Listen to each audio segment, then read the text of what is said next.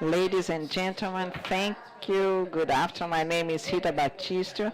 I'm a black and communicator woman, and I'm the master of ceremony for this afternoon's announcement. As a journalist, I'm very happy that we have your company today with this thought and this initiative was in agreement with international and national values for our coexistence. It's important that the companies mobilize themselves by signing pacts and in agreement so that we could have the existence, our existence on earth with the sun, with the sea, and of course the resources which support us, and not only here in the state of Bahia, but in the whole country's natural resources, which is our wealth, mineral wealth also, and be distributed with all accountability.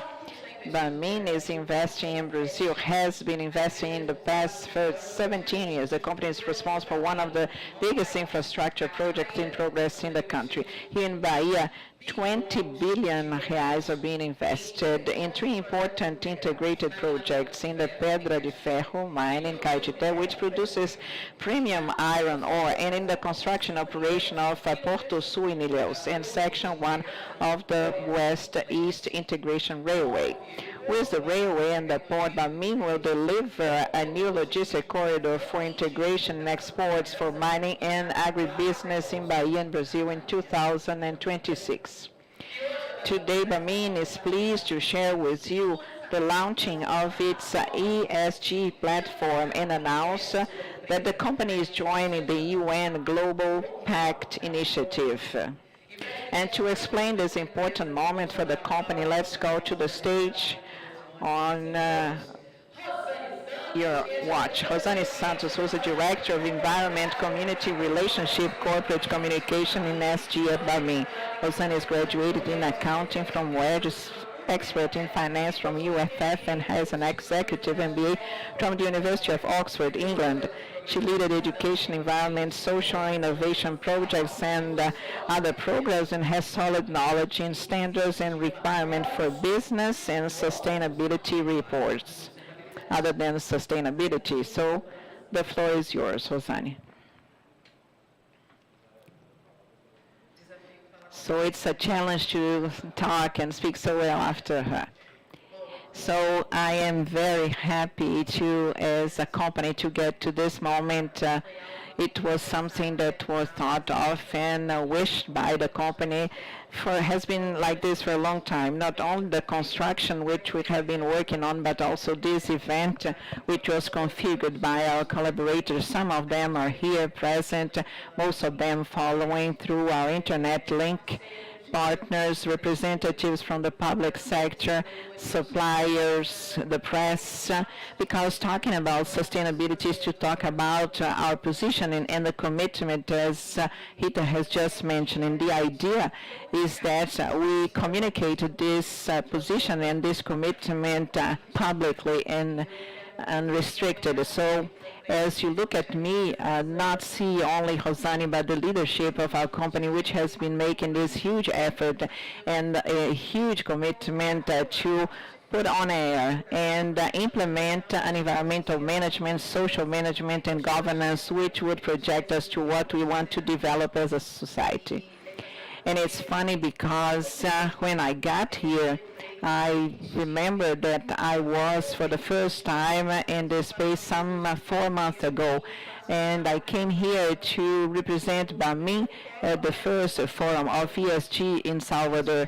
And I had been in the company for 2 months in the company and 1 month in Salvador, and I asked myself what was my place at that time, because I did not have a lot to tell. Many other people were contributing to the history of the company for much longer than myself, and I was asking myself, what was I going to say?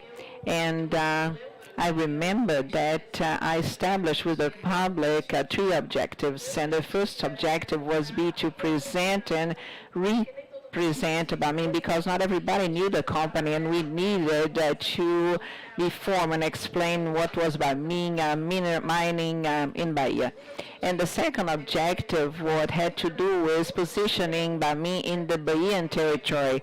We belong to an international group. We are a company, a national, a Bahian, even in its name, and our integrated project from the beginning to end, 100% inside Bahia. So it is important to bring this narrative and position the company in Bahia. And the third objective that I had defined at the time was to render the services. And since the position was not so clear, we had to bring it to light and show the community what this company had already been doing for so long in our territory. So we started talking about social environmental project and the structuring projects that we have been developing. This event today is a part of it. It's a continuity of the talk that we started 4 months ago in Bahia started. So we have a new chapter here. And in this new chapter, we're going to present and talk briefly about how the company wants to be present. What are the initiatives we hear so much about? Not so magic, but very serious. What, in fact, is a contribution that the company wants to bring and leave? So before I continue with our talk, I'd like to show a video. I don't know where you're going to see it. So the video that is going to talk about our story, and then we go back talking again.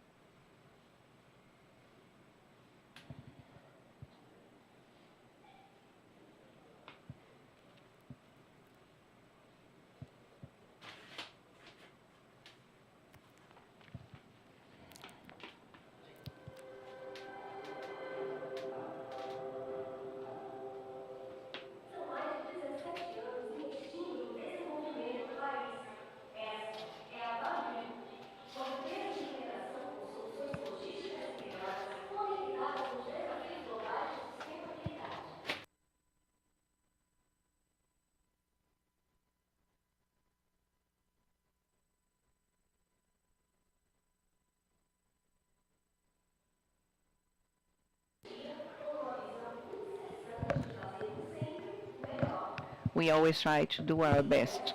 This starts with our products. This is premium ore.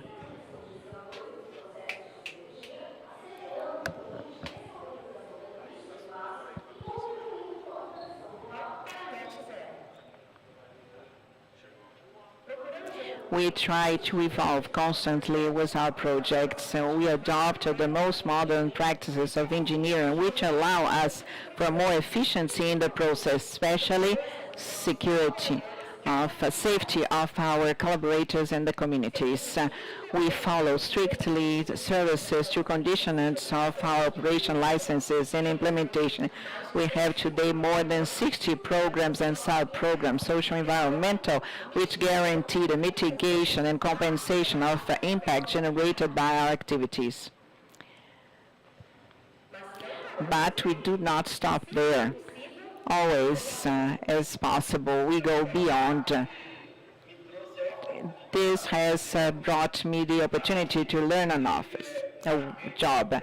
It's a network I can count on. It's a network which tells me that I have the opportunity to improve my venture and strengthen our association. The implementation of this center is a condition to be licensed.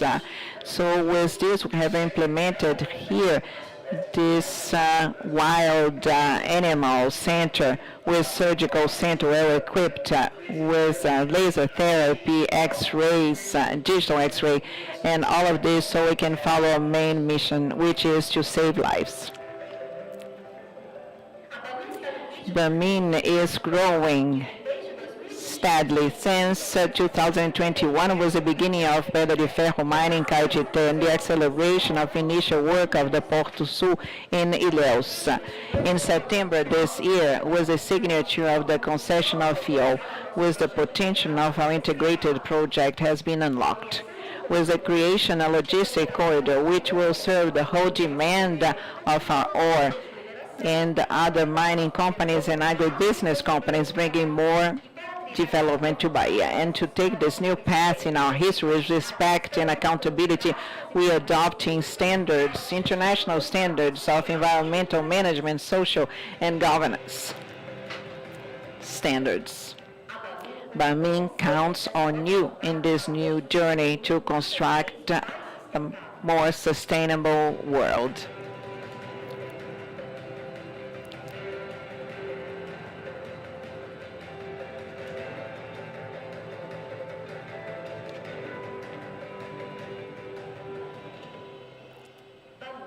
Bamin, taking care of those who matter, of what matters.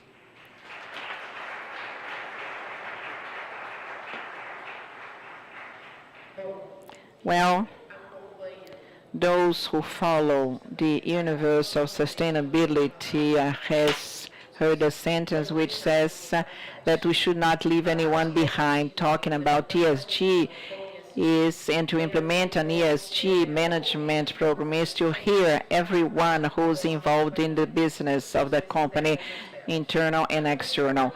1.5 years ago, Bamin started doing this. So we talked to our supporters, collaborators, the communities, and to other agencies related to our business to be able to capture not only the perception of these people on the company, but the expectation that they have regarding our presence.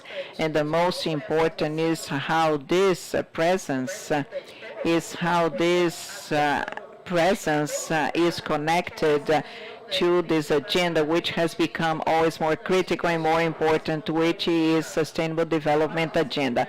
To talk about sustainable development means that we can still operate and we can still go on working, but it has to be done with accountability. It has to be done with sustainability.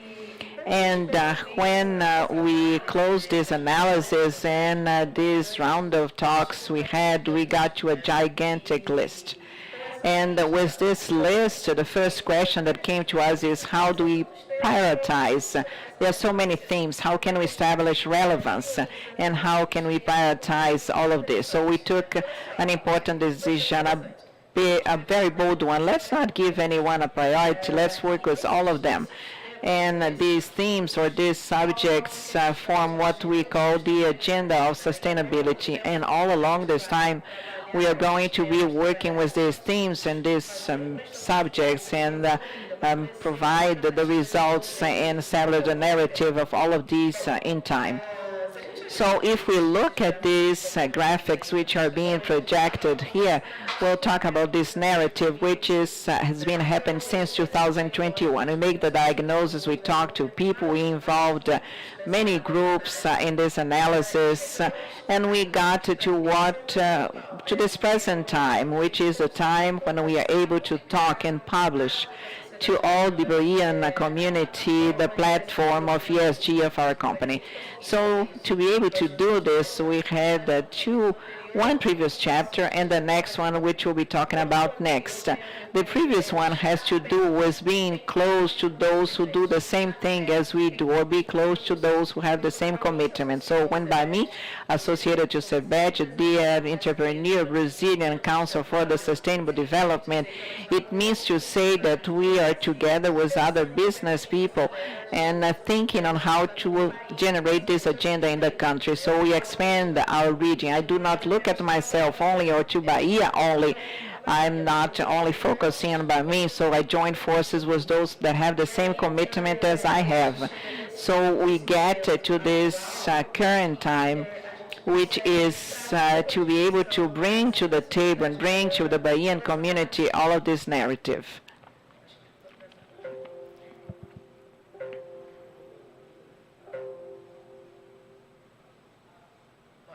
There we go. So this picture is an interesting one because we could look at from up down, from down up, and from the center to the borders, and we always have the same reading because it is absolutely transversal. I like the one that goes from the center to the extremes because when I go from the center to the extremes, I'm able to connect our agendas. So when we talk to a large group of people who are interested in our company, and once again we got to a long list and we were able to organize and give priority to each one. So what did we do? We thought of taking roads. I cannot take 27 roads at the same time, but I can reduce these roads in advance.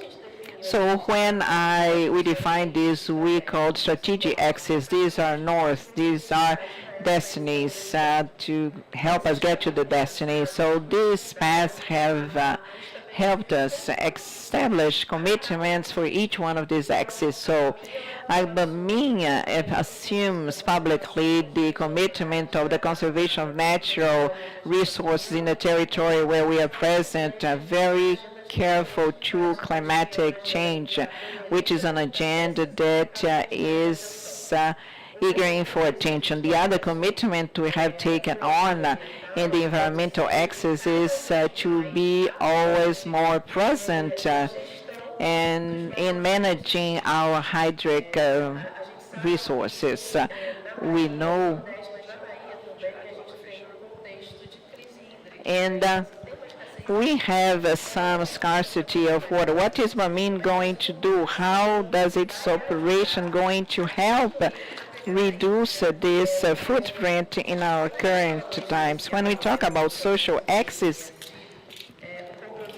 the commitment that we have taken on is to develop and to be present to the welfare of companies.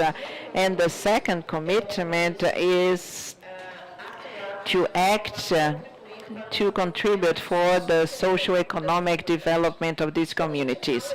When we talk about social, we hear many narratives that are focused on philanthropic work, assistentialism, and what we tried with the challenge we have been bringing is how can we go beyond and how can we contribute for the development and reducing the trend, but giving tools for the community to develop itself. We cannot forget the commitment with our collaborators. So we want a working place that is different, where it's inclusive, that can be a respectful one.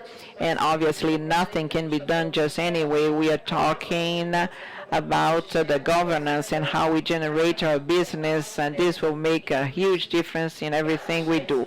To close the loop, we have to go back. Every time we advance as a group and we go forward, we have to go back and to provide the results. So the element that is important is a relationship with the parts, related parts. How can we relate? How can we engage? How can we communicate?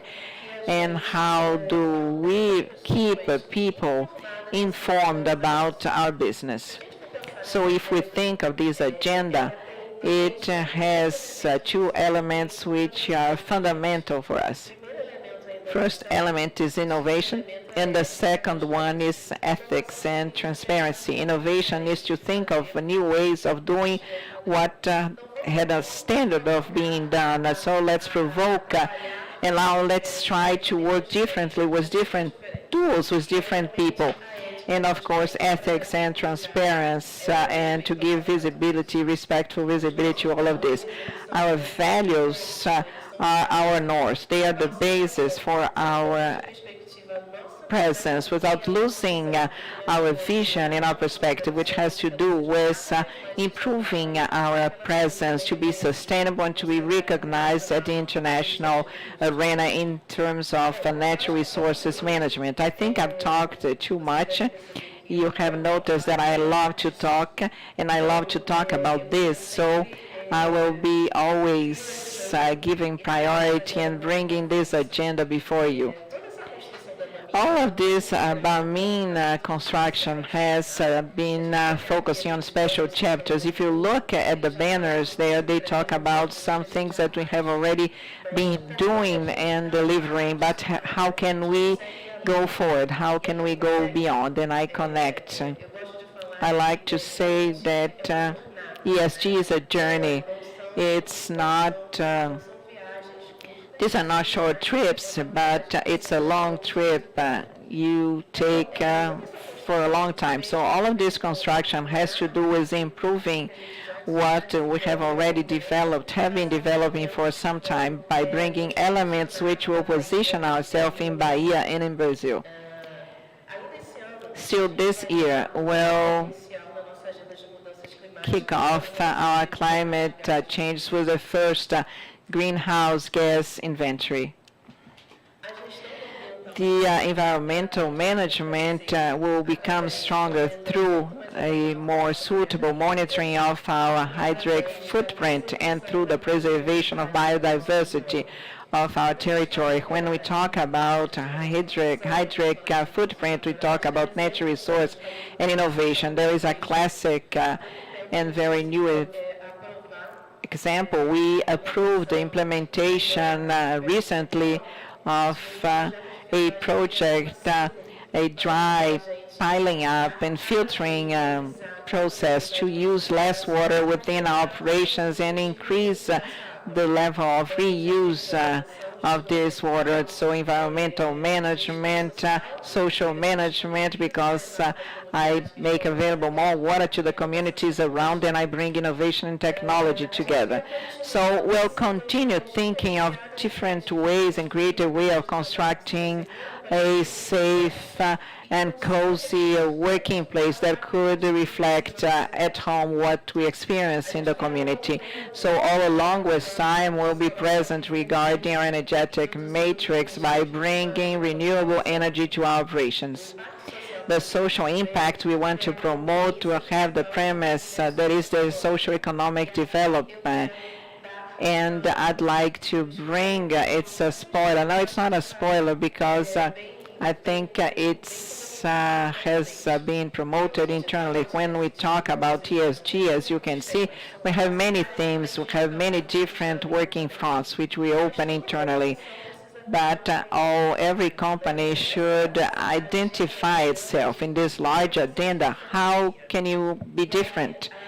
And Bamin has taken a decision, and I'm very happy so much that it is relevant. Bamin has decided that we want to be the protagonist, a differentiated protagonist in the agenda of promotion of socio-economic development in the territory where we are present. It means to say that everything that is connected to the theme should be accelerated, should be thought as relevant because we understand how important this project is in our territory. It doesn't make sense to evolve without the communities or partners to be part of this trajectory. So socio-economic development of the communities where we are present become even more relevant, and this is what we want to show. Our providers, which are an essential part of our business, will be trained and enabled to develop a sustainable management which should be aligned to ours. Remember when I said that being sustainable means not to leave anyone behind. It doesn't help us to advance if our suppliers do not come together. So we have a gigantic construction regarding this, but we understand that it doesn't make sense for Bamin to implement an ESG agenda and not have our suppliers with us. Ethics and transparencies and dialogue fronts open to everyone. So once again, it's a journey. We have a trajectory which is huge ahead of us. It's there are many thoughts, many ideas, many possibilities, many challenges together.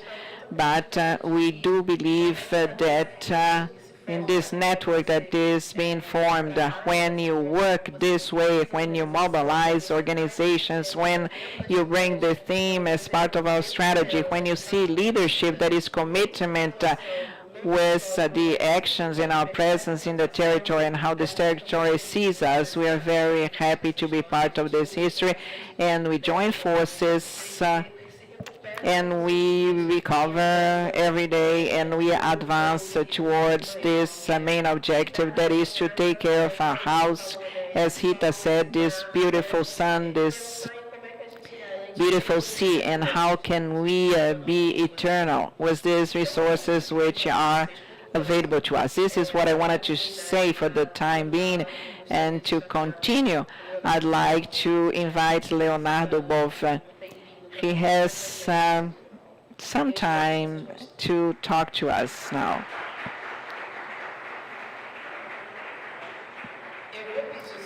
I just would like Professor Leonardo, so that I can make an announcement, because it's very important. We are very happy to have you here, and we have to add this. I know. He likes to move, of course. So I'd like to invite two people, Simaya and Hailani, who are my colleagues. And the two darlings will be here available to us, because we'll have this special moment with you, and of course they want to ask questions. So Simara and Hailani are going to collect your questions during the presentation. So feel comfortable to ask questions, because at the end we'll have this time. As well as at the end, you could go to my left to a table where we have books from Leonardo Boff for you to have and give as a gift. As Rosane said, we have a very special guest to make this place, this moment wonderful. We talk about not leaving anyone behind, and Leonardo Boff for 60 years, at least 58 years since he was ordered. He doesn't leave anyone behind. When we are not talking about ESG in the world or in companies, he was already teaching us about the importance of this. So I'm very pleased to introduce Leonardo Boff, who's a liberation theologist, philosopher, writer, teacher, and speaker in most different audiences. Since 1992, he had been a teacher of ethics, philosophy of religion, and ecology at the University of the State of Rio de Janeiro. On December 8, he was awarded with the Alternative Nobel Prize in Stockholm, Right Livelihood Award. He is the author of more than 60 books in the areas of theology, spirituality, philosophy, anthropology, and mystic. Most of his work is translated into most major other language. In the final 10 minutes, we'll have questions and answers from the public. So Hailana and Simara will be here. Okay, we have just met. So feel comfortable to collect these questions. So during the presentations, write down your questions so that we'll have time for the question and answer period. Now, please welcome Leonardo Boff.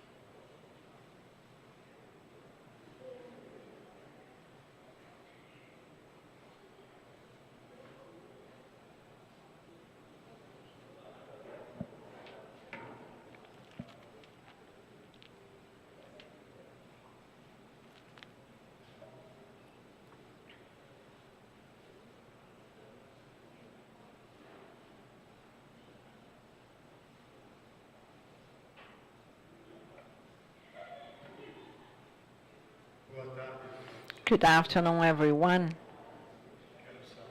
I'd like to greet Eduardo Rita, who has brilliantly introduced the themes and what Rosiana said about sustainability.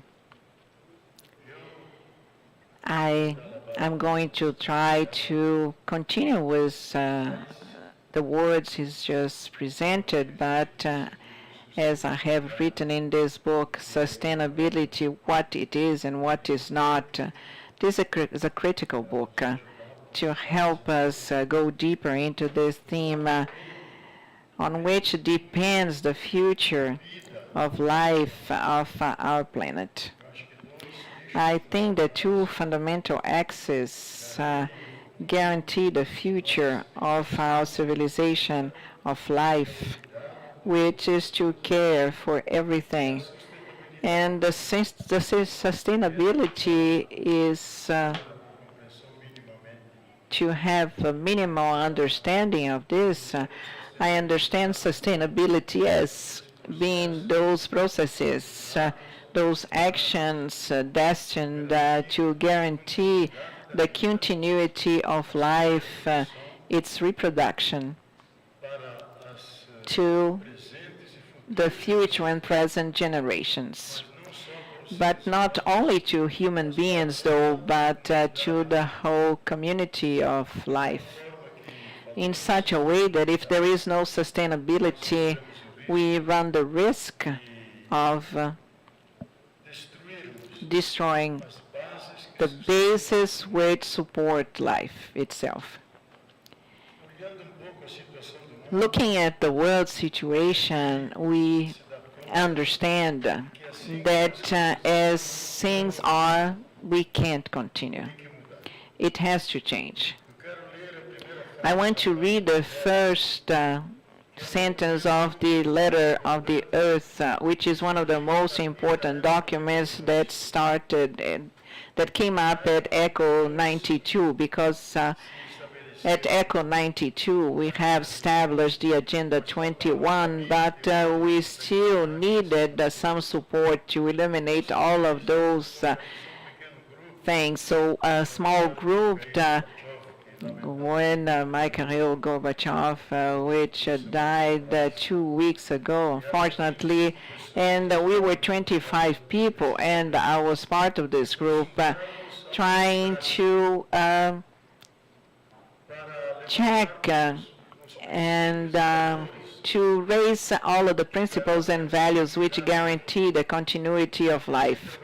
And that's how we worked until the year 2000 by making surveys in 40 countries with thousands of people, with a document that is huge, as big as this space, where we had to read and try to find what's relevant. And this small document came up that I consider as one of the most important documents, which was approved at UNESCO in 2001, and it was taken on by the UN.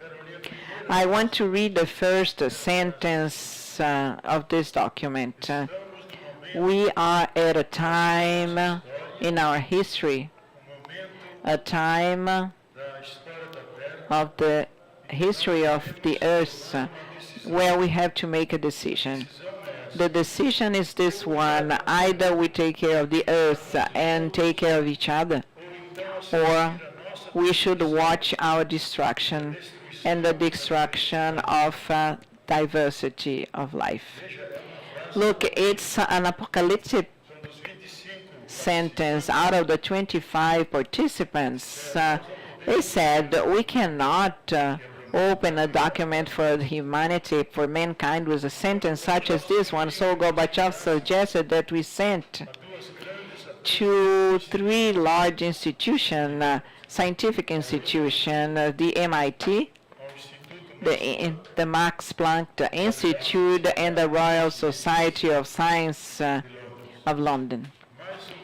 More or less 1 month after that, all of them have answered, you cannot only do it, but you should say this.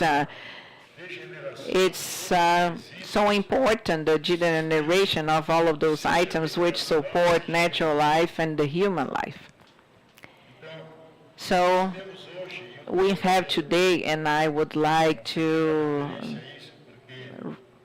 talk about this because it's an ethical duty. We have to be aware of the situation, the real situation in the world, to be able to enable all of these projects which I consider that are extremely important of Bamin. Many times I told I talked before companies, and we always talk about social responsibility of company, and I used to insist by saying that it has to be a social environmental responsibility and not only social. I see that today you have made this dream come true, and all of these initiatives that have been presented here show that you are going to put this, or you are putting this into practice. We have some threats that we should consider to make these projects feasible. I was able to say a few words to the group which was gathered to talk about large projects of the PT, the Labour Party projects. I said that all projects are interesting, but you do not talk about the fundamental issue which could make all of these processes unfeasible. I want to mention a few points to be aware and to take the measures, suitable measures, because we're not talking about not doing it, but we talk about doing this rationally, with precaution, and to be able to face these challenges. The first is the threat of a nuclear war. Yesterday, Putin has threatened us with a nuclear war. Noam Chomsky, a week ago, who is one of the most important intellectuals of scholars of the United States, more dangerous than global warming is the initiative of a nuclear war, because then we have the formula 1 + 1 = 0. One destroys the other one, and they take together all mankind. All mankind. At a coffee pause during the Earth lecture, together with Mercedes Souza, we went to talk to Gorbachev, and we asked him, is it true that you can destroy many times every life in the planet? He smiled and said, you don't even know that there are two crazy generals that every week talk on my ear, let's go to the final fight with the Eastern world. Just with the weapons we have, with no French, English, or American weapons, we can destroy every life in 5 different ways with chemical, biologic, and nuclear weapons. So this is what he said personally about this risk, and it's not impossible to happen. Chomsky used to say there are enough crazy people at the Pentagon and in Russia as well that could launch this nuclear war, and it will be our end. So this is a real threat. Another one which is also important, which was let known in February and then in April, the change of the climatic regimen of the Earth. We only know about the Paris Agreement in 2015. If we do not get to 2030 with 1 degree or 1.5 degree of global warming, in the past panel of the Intergovernmental Panel of Climate Change, in February they published 3 volumes. And in April, 1 volume as a summary and saying that global warming will not come in 2030. It will arrive in 2027. 2027. And the Brazilian Patrícia Porto who summarized, who made the final summary on the social implications which are dangers on the life of the planet, published in April this year, says that we are not going to face global warming. We are part of it with the accumulation of methane, which is 30 or 28 times more harmful than carbon dioxide. The fruit of permafrost melting, that part of frozen area that goes from Canada to the end of Siberia, and with the growth of CO2 and nitrate. Only with this accumulation which already exists, we cannot do anything. But since we are aware and we have technology for that, we can only mitigate the damage, the harmful damages.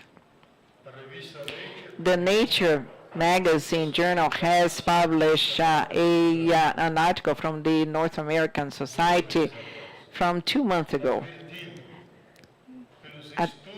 telling us that from the symptoms that we are observing now, there is the risk of a quantum leap and exceeding the levels we have now, going from 1.3, 1.4%, they could go to 4 or 5 degrees Celsius with this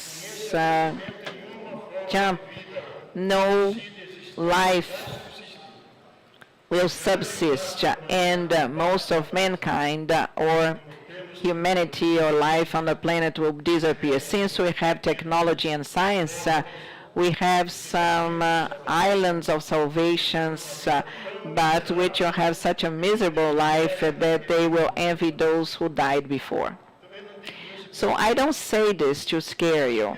I think the responsibility, intellectual responsibility of, it's our responsibility to know about this data, because there is a world campaign of disinformation, not to let this information get to the public, because it causes harm to the accumulation systems, oblige us to change the way we produce, to gain, to consume, that people do not want to change, since it's a globalized system and people do not want to change it, and we could go towards the worst. Another important point that we should consider and should take into consideration is the famous overload of the Earth, the overshoot. Overshoot this year, which happened on July 28, 2022. What does this mean? It means that all of those goods and services which are fundamental for a human life and life on the planet have been exhausted. There is no storage room with these fundamental elements that are necessary for our life. Why do we continue with the sumptuous consumption levels, especially the powerful levels?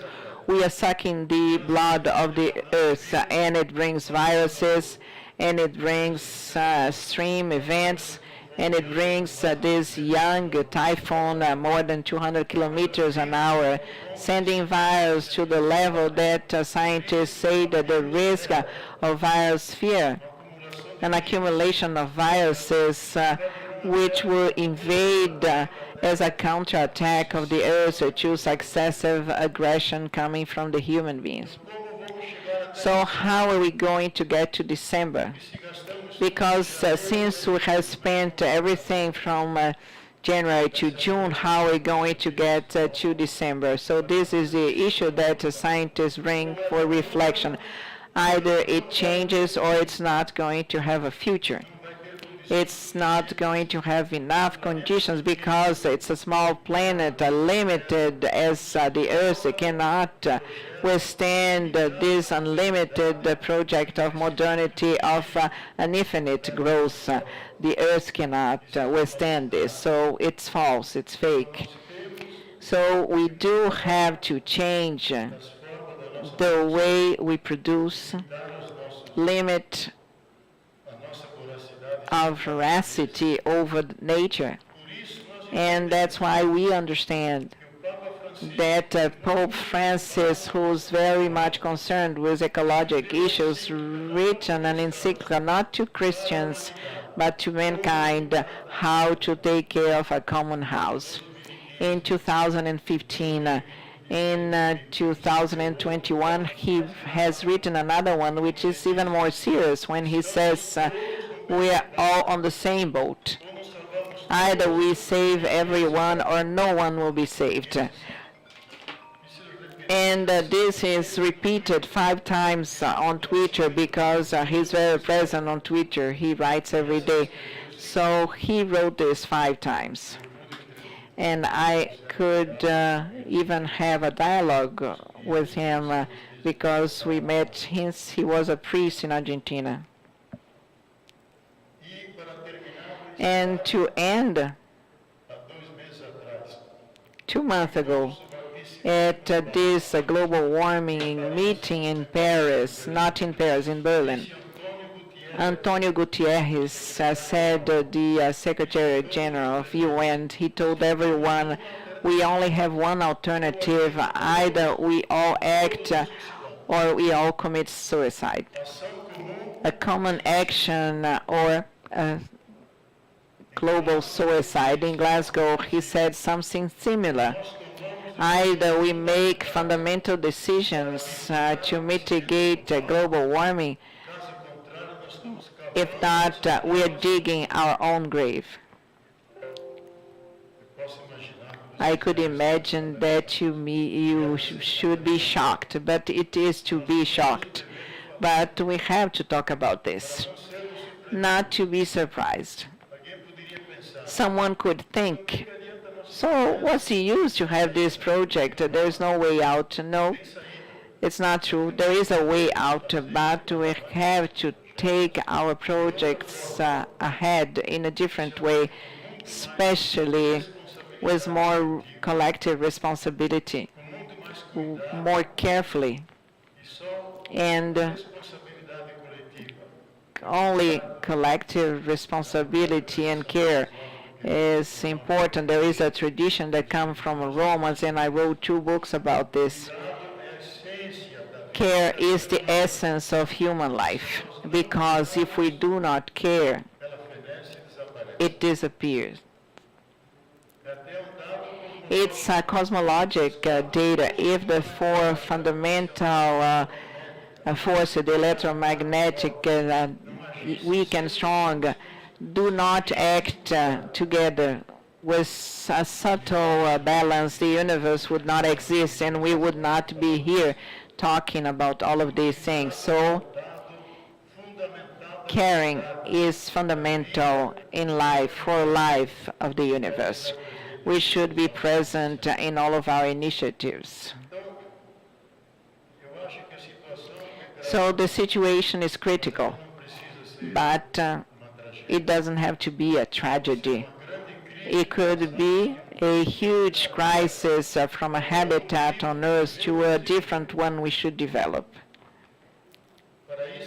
For that, we have to change our vision on the Earth, because the vision that the founding masters have given us in the 18th century, Descartes, Francis Bacon, and others, they understood the Earth as something with no purpose, dominated by physics and mathematics. They did not see the Earth inhabited by life and human beings. From the 60s or 70s, actually, it was made clear to mankind that first as a hypothesis, from 2002 as a scientific theory, that it's the super live organism where physical, chemical, ecological balance happens in such a way that it's still kept alive and producing life. But today it's threatened, sick, and we can see this from coronavirus. Coronavirus is a counterattack of Mother Earth to mankind, not to dogs and cats, but to the whole mankind, overcoming obtuse limitations of natural sovereignties. It doesn't care about the color of people, culture. It has attacked mankind. So it's a lesson mankind has given us.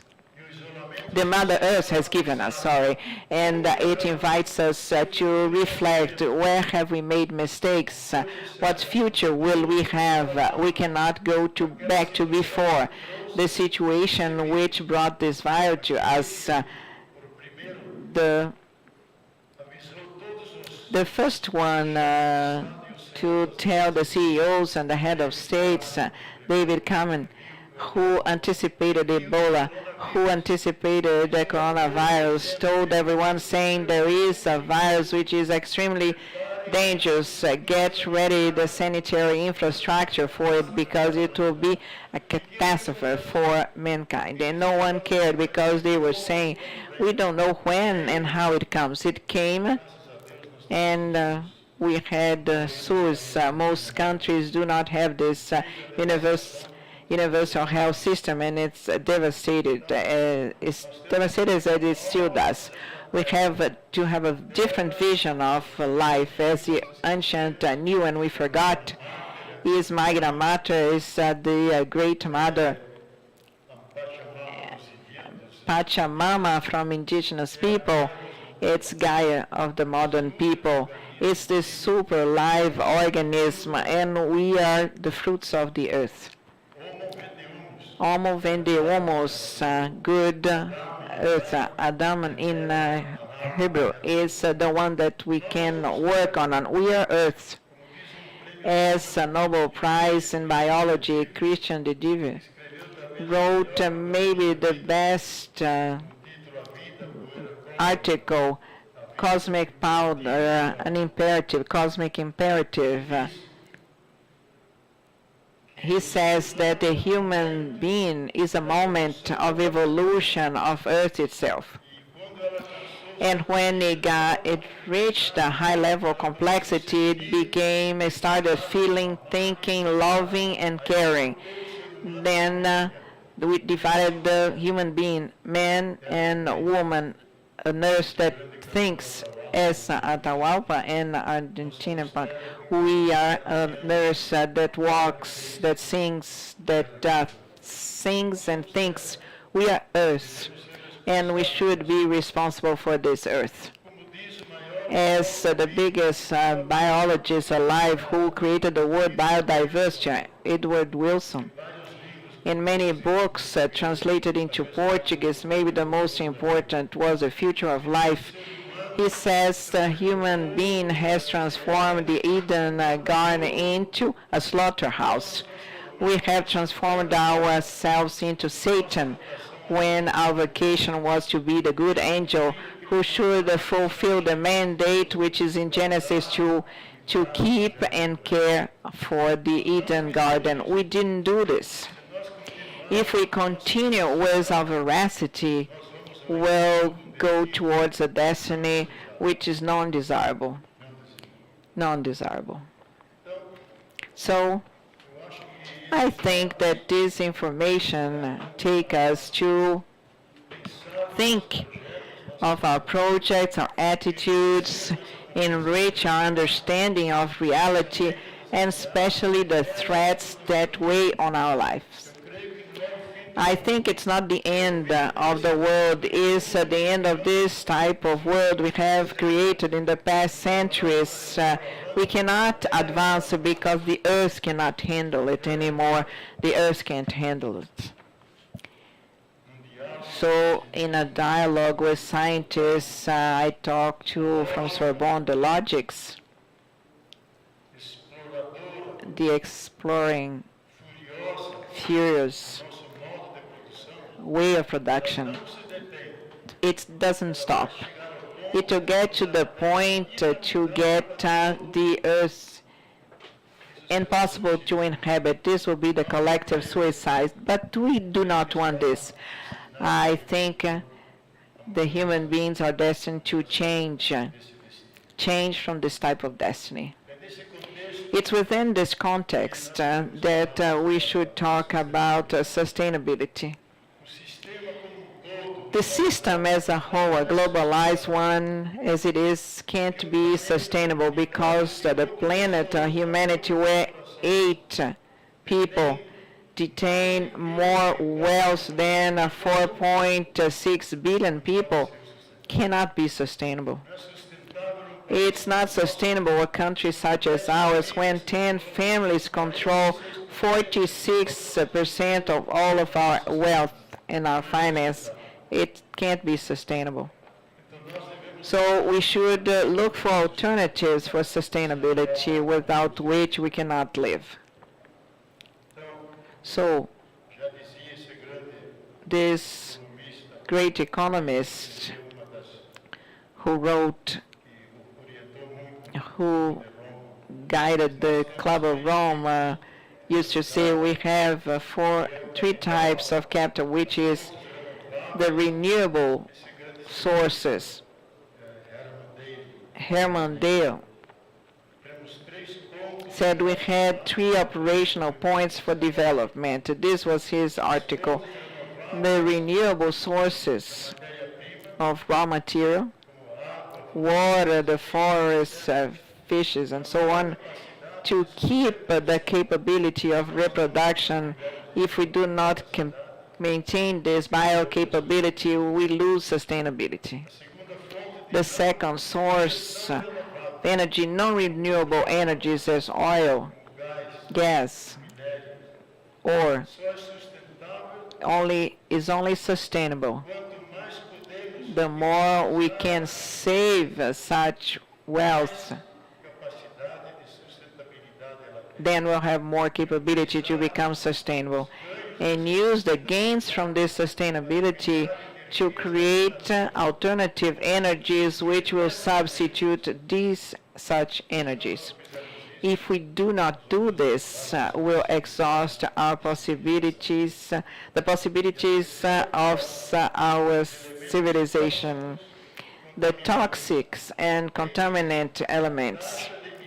The emission rates that is sustainable should not be higher than the capability of recycling all of these toxic elements and technically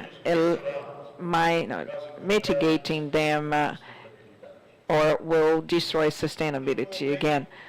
So as you see, I think that all of this makes us reflect when we are planning and think about how to face the crisis we'll have to face. There are many scientists, scholars, climate scientists that became skeptic and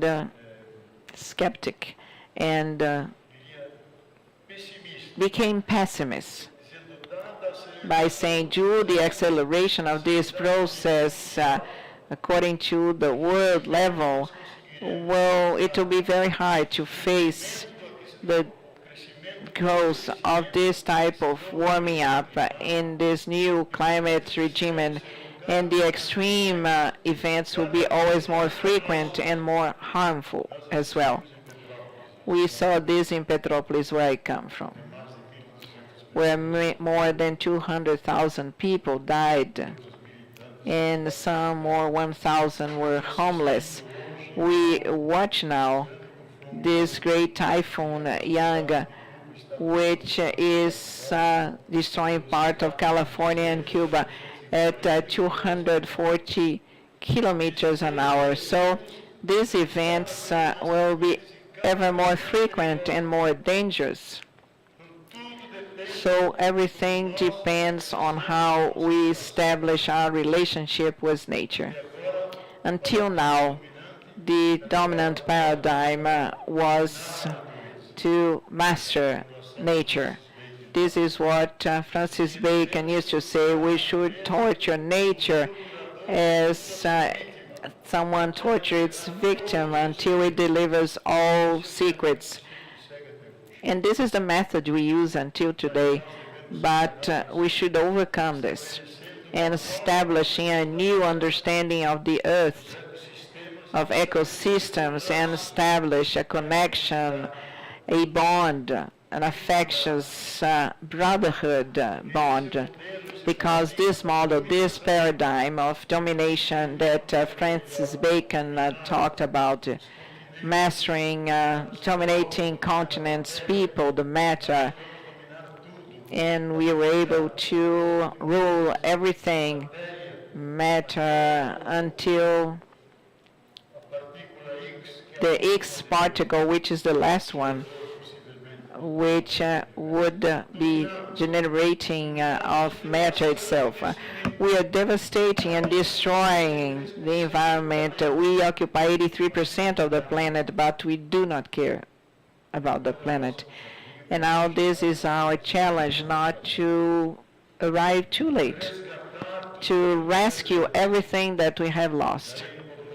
That's why it is important to overcome this paradigm of domination and now start caring.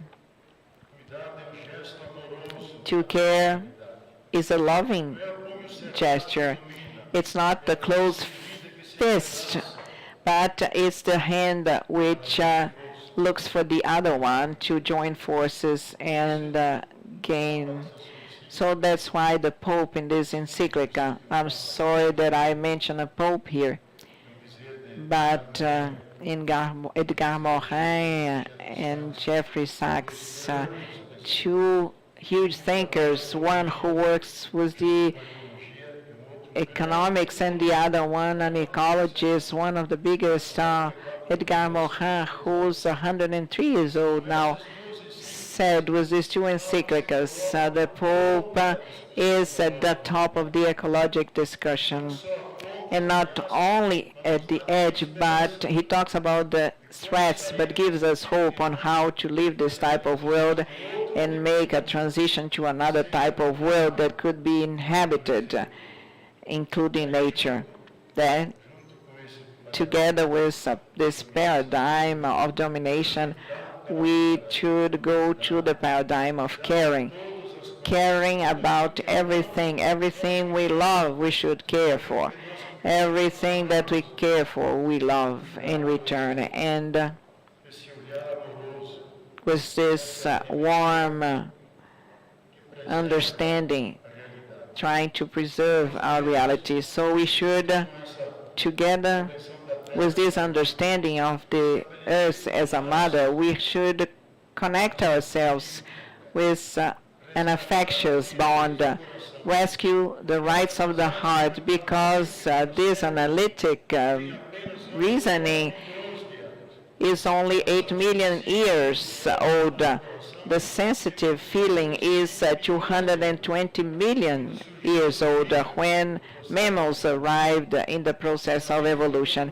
And the mammals, when they give birth, they care for them. We are not rational animals. We are rational mammals, beings with sensitivity. We affect and are affected. The cordial relationships is in the essence of excellence, spirituality.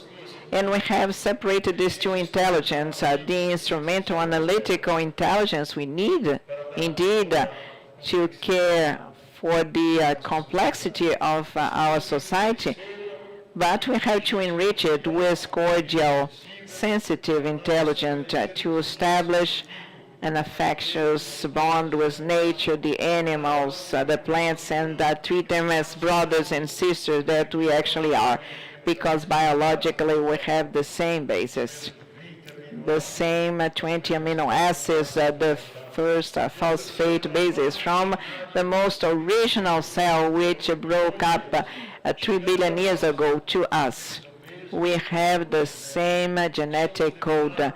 We are in fact brothers and sisters, not because St. Francis said or because the Pope said, but because objectively when we decodified the genetic code, they understood that there is a fraternity bond which unites all living beings, and this says the letter of the earth.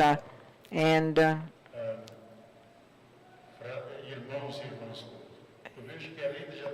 Rita is asking me to end fraternally. It's so divine to welcome you, but we are all pressured not only by the data that you have informed us, but the time which pressures all of us. Kronos is relentless as I get here with Cassandra by bringing this terrible news. But to have a good news, I have 3 questions for you. Can I finish? I have a lot of time. This was just the introduction. You said you have an appointment later on. Yes, we do have this appointment. It's a day for debate. I'm about to close. Would have the impression that this type of reflection would make all of your project unfeasible or useless. No, we are part of the system. We have to work with it. We have 2 legs, one leg in the system and the other one in the alternative to the system. But we are obliged to do it differently.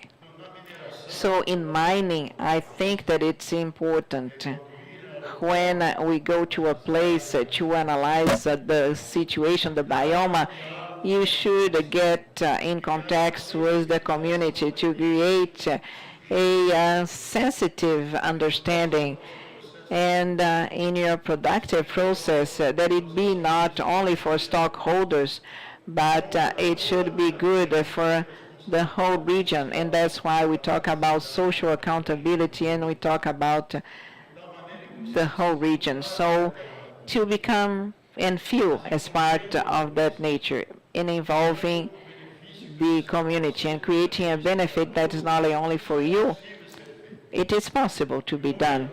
And today the tip of the discussion is to work on the territory, because then we'll be able to create real sustainability.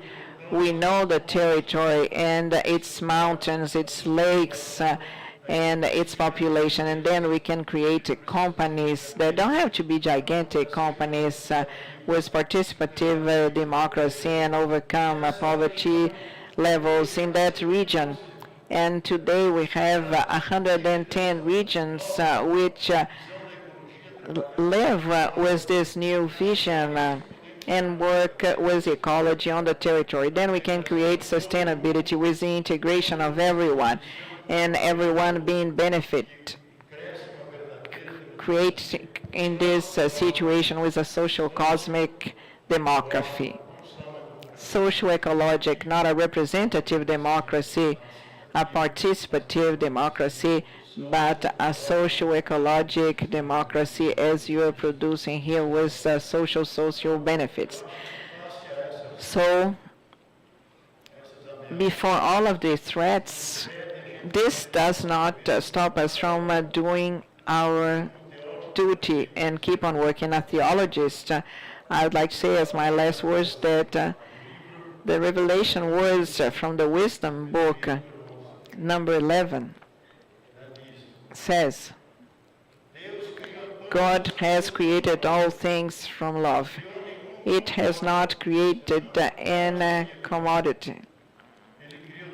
They created all of these things from love because he was in love with life. God that is in love with life will not let us disappear so miserably as the threats announce. It will act in our mind and will change our minds, and we'll have a new relationship with nature, more benign, eco-friendly, to guarantee a future. We are all challenges, and you especially. And when I went to Valley and talk about this, and where does your watch come? It comes from north, so I had to shut up. I would like to end by saying, I'm sorry to have talked about this, but it's a responsibility I have to talk about this. But you say that hope never ends, And like a big philosopher, the Genesis is not in the beginning. The Genesis at the end. When we have finished the evolution process, God could look behind and say, everything was done and very well done. And we should help God do this. Thank you very much, Professor. I'll turn off my microphone and I'll have to get yours.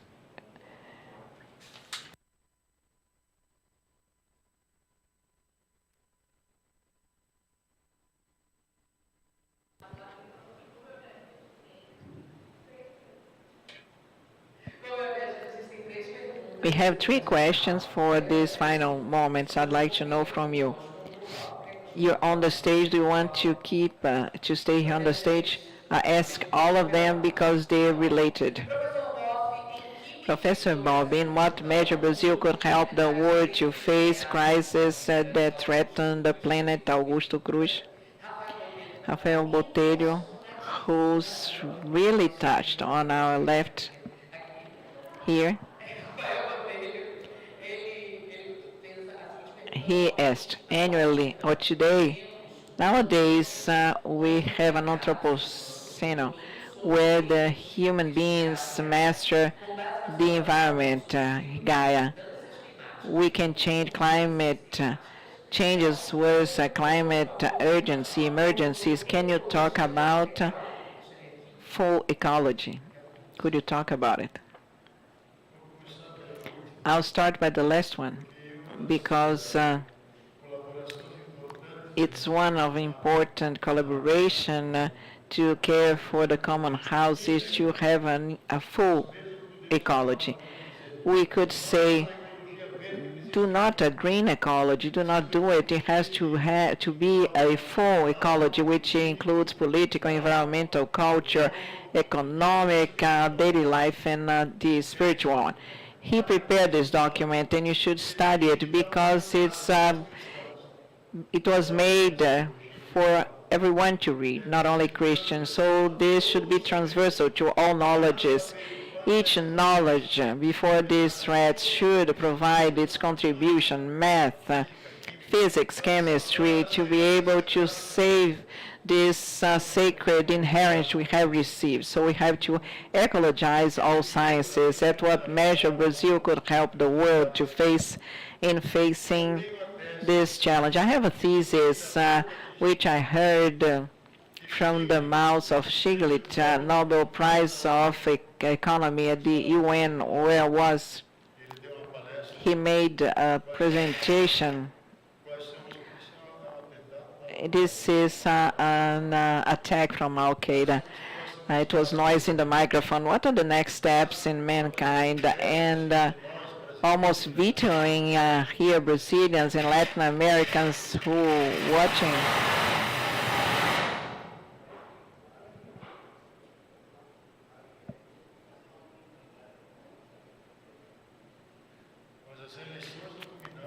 No, the elections haven't ended yet, so what's happening? So Stiglitz used to say, you Brazilians and Latin Americans have to care about the Amazon because the future of mankind depends on it. I told President Lula this, and by repeating what Antonio Nobre asked us to construct within the Amazon 5 or 6 large investigation centers with scientists from the whole world, because Brazil is the table set for the hunger of the world. It's sea, water, biodiversity, source, wood, the balance of climates. So Brazil can do this. And the president said, we are going to do this. I have done 2, but we have to have 3 more at least. So Brazil is a decisive point, will be G0, the country from which we could balance planet Earth. The table set for mankind because all of our soils are fertile. We are today the 2nd exporter of food. meat, and so on. And especially water, another theme I didn't talk about, which is one of the biggest crises, the scarcity of water. We are the world power in water, so Brazil is very important. If we have managers who have the ecologic understanding, until today we haven't had it, but thanks Lord, the 580 days that Lula spent in prison was uh, bombarded by books, and I was always bringing all of the books, and he understood that it's not a data from ecologists, it's the strategic information for the survival of our system, our civilization, and mankind. So we have to take care of this sacred inheritance that God has given as a continental country, was every well is not only good for us, but all mankind. The third question, because I'm a little blind, the Anthropocene. Not only we live the Anthropocene, but Anthropocene should be before it used to be a meteor that would fall on the Earth as 700 million years it fell on Earth and ended up with dinosaurs, which lived in the planet for 133 million years.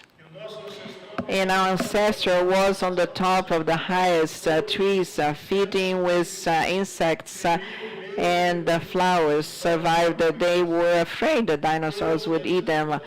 All of the dinosaurs died. 75% of biodiversity disappeared.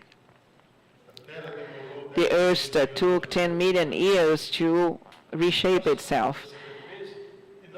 It reshaped itself, and we are destroying it all over again. And not we are only in the Anthropocene, we are the Necrocene. We are killing, according to Edward William, average 7 to 100,000 species a year, which due to the aggressivity of our productive process are being eliminated. There are 1 million types of lives which are threatened. So we have to be very careful. If we do not rescue our heart and join it and do not feel the pain of the earth, the bleeding of trees, devastation of the ecosystems, that we are part of it. We are not above nature. We are part of it. We are nature. If we do not internalize this, we are not going to know how to overcome the economic crisis.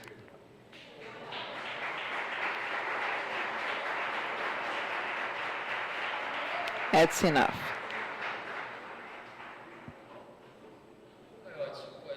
It was wonderful. He says, I talk too much. No, you talked what really mattered.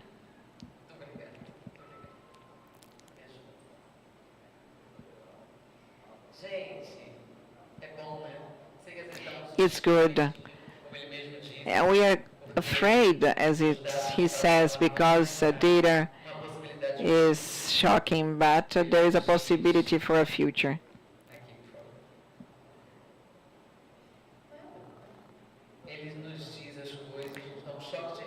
So he gives us a shock of reality, as in the social media we say, yes, Leonardo brings truth. On behalf of Bamin, I'd like to thank Leonardo Boff. Thank you very much. With so many appointments, you have accepted the invitation.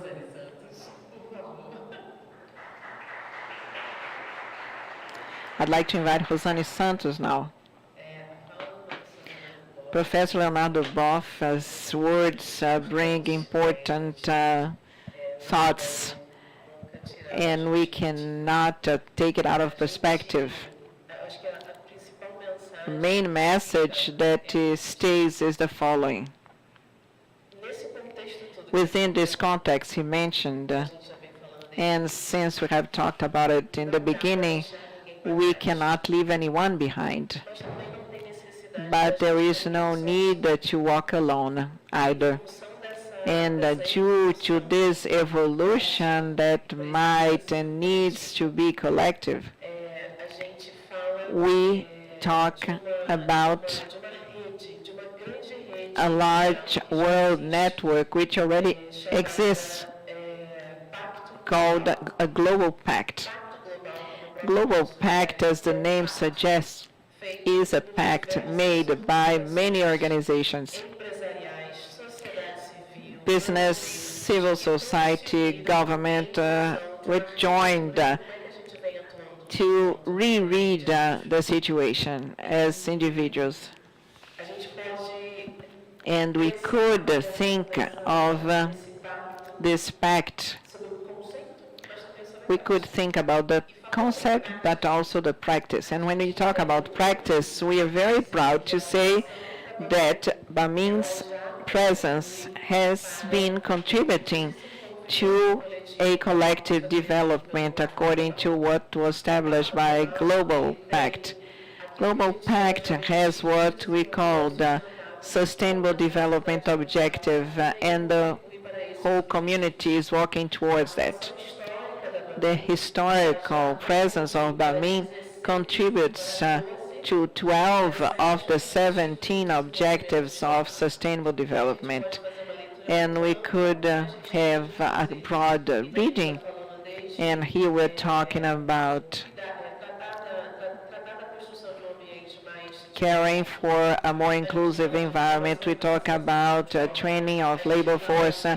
We talk about selective collection of residues, partnerships, and a series of initiatives which Bamin has been developing historically, and we are very happy to say that Bamin has adhered to the Global Pact. And this means to say that all of this historical contribution is being accelerated, it is expanded, amplified, to become one of the organizations that together with many others in Brazil and in the world contribute to how we decelerate this scenario that we have been experiencing. So I'd like to share the screen with you, the letter which has been signed, and I'd like to invite Sérgio Leite to say a few words. The letter was signed by Eduardo Leite in the beginning of September, where Bamin formalizes and discloses the support to the Pact, Global Pact. And despite of beautiful, you have stolen one thing that I wanted to say about it. When God placed man on the Eden garden, he said, care for it. And all along your thoughts, you have reinforced that and called our attention to the word care. This is what I believe the most. If we do not care about ourselves, how can we take care of others? If we do not take care of ourselves, how can we care for Mother Earth? So the key word who today are leaders is to care. And when we do this, everything comes as a consequence. I had the privilege of, for 50 years, have been working on projects, and the first projects would arrive. Now projects have to knock on doors. 50 years ago, the community had no possibility to say, I don't want it. Now the community has the obligation, the community have to say if they accept and in which condition. And Bamin is get to a moment when we have knocked on doors. These doors have been opened, and we have to be careful on how we face this half-open door to enter with elegance. And this is what we are trying to do, how to enter this territory. And you can be sure of one thing, this team, I know them for a long time. And this is people who share these thoughts. And it's a responsibility you have. Thank you.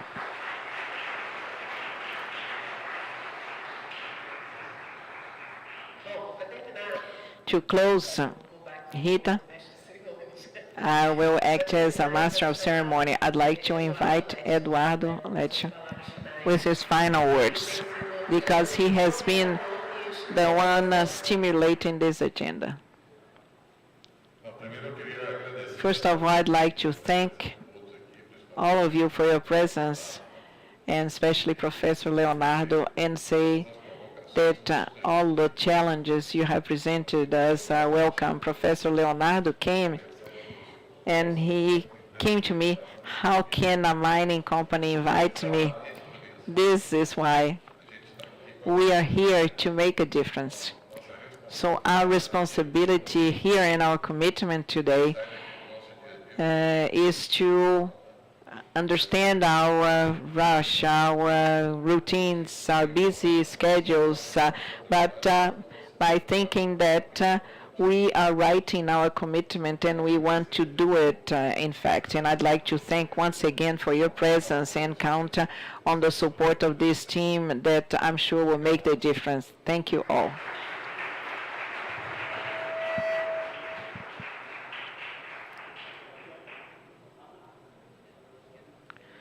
Thank you. Rosane, come here to close together, in fact.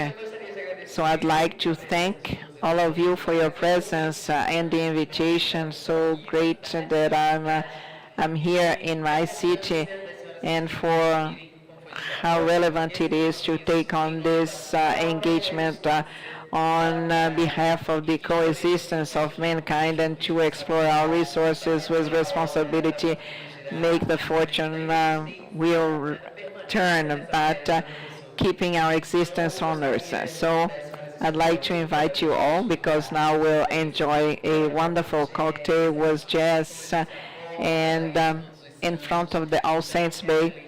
So it's a delight for everyone. And also, please visit on that table the books that are available to you. Rosane, thank you very much. Congratulations on your trajectory. Before we close, I'd like to thank our guests who have been here with us. We have representatives from the state government, speakers, thinkers, journalists, a huge group that came here to support the Bamin and how we can do this, we're advancing this new milestone, with this milestone, and invite you to continue following the company, and the solutions will come up. We test, we apply them, and we develop them. And the sustainability agenda of Bamin grows as fast as the integrated project does. So it's a continuous maturing process, and I could say that it's a collective one. So thank you for your presence, some here and there. Let's take advantage of this delightful moment. Good evening to everyone.